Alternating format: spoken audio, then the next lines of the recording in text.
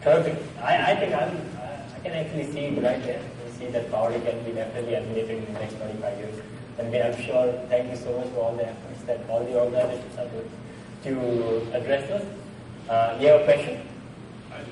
Go ahead. Could you react to the statement that you're focusing on people who might be more elite poor, that they're better educated, better connected, and then in the case of like the Grameen Foundation where they have the Village Direct, how do you choose the people that have that type of opportunity? And then I guess I have a second question if we have time as far as like governmental problems that you run into, specifically I guess African countries. I know there's a lot of problems with government influences.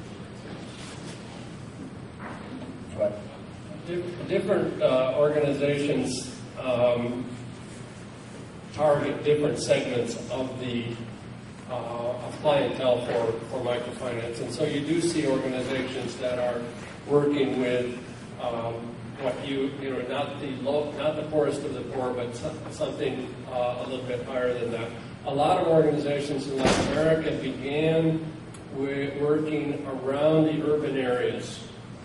And that's there's a lot of poor people there, but there are even more poor people way out in the rural areas. So I would say in our case, we're working with some organizations that are addressing a little bit higher level, but we're also working with organizations that are really at the very bottom. There's one organization, both Grameen and we work with in Honduras, that their average loan, I think, is in the range of $60 to $70. Their average loan.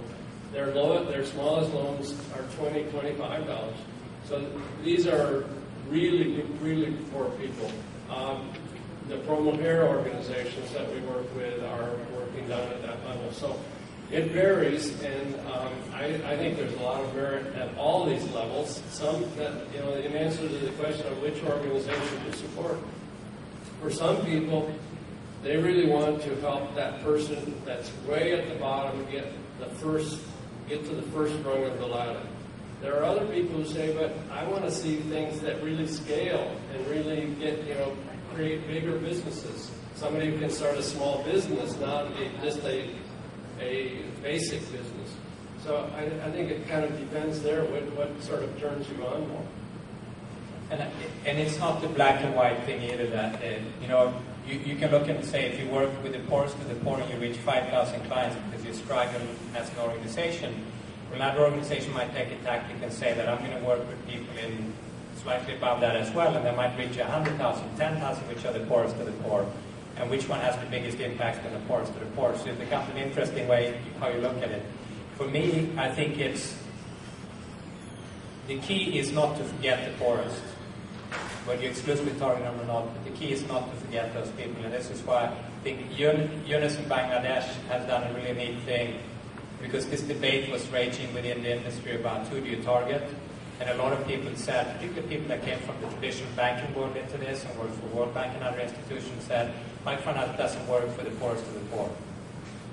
And Yunus got so fed up with that eventually that he said, well, who are the poorest of the poor? Who are the really, really, because they try and target the poorest of the poor, but one category they hadn't gotten to were beggars, and generational beggars, that all their life it's all about begging. You can't find anybody more poor than that. People that go door to door and ask for a little rice so they can cook that for the kids in the evening, they have no place to live. So he said, let's target beggars. And so when I started, I thought they would have 2,000 or 3,000 beggars, and so each branch office could add a few beggars. And what they told the beggars was, why don't you go door to door and you try and raise some money? Why don't you bring some little merchandise or snacks or something to sell and see if people want to choose? Do they want to pay for something or do they want to give you something? And so 4 years later, they have 100,000 beggars in that program.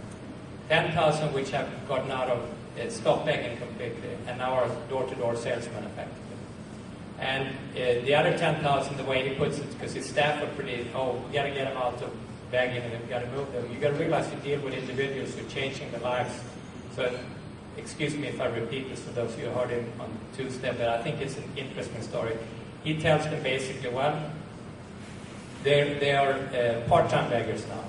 And what they're doing, he tells his staff, is that they're really just in the business of shutting down one of the divisions, the begging division.